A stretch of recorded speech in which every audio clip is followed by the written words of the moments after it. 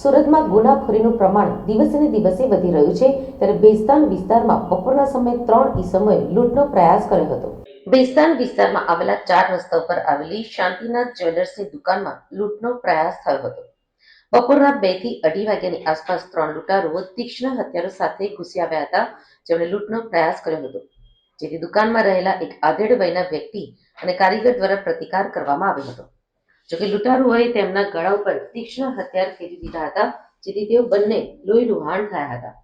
લૂંટની ઘટનાથી બૂમાબૂમ મચી ગઈ હતી, જેથી સ્થાનિકો દોડી ગયા હતા। બંને ઈજાગ્રસ્તોને ગળાના ભાગે રૂમાલ બાંધી હોસ્પિટલ ખસેડ્યા હતા। લૂંટારા 3 પૈકી એકને ઝડપી લીધો હતો, ત્યારબાદ દોડી આવેલી પોલીસના હવાલે શંકાસ્પદ લૂંટારુઓને સોંપી દેવામાં આવ્યો હતો।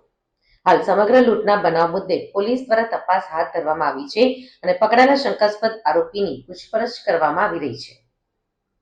જ્યારે અમે 2:40 જ્યારે હું ચા પીવા જતો હતો બેસ્તાન સોમનાથ હોટલ પાસે, ત્યાંથી સોનાની દુકાન પાસે જે પબ્લિકો દોડી ને એ પછી પબ્લિકે એમ કીધું કે ચોર છે, એ પ્રમાણે અમે જે દોડ્યા એમના પછાડી જ્યારે એક ઈસમને પકડી પાડ્યો છે અને બીજો જે ઈસમ હતો એ અમારા ઉપર જ્યારે મારવાનો હુમલો કર્યો તો એમને એક ઈસમને છોડીને બીજો જે ઈસમ હતો એને પકડી પાડ્યો છે અને પોલીસના હવાલે કર્યો છે। આશરે કેટલા માણસ હતા?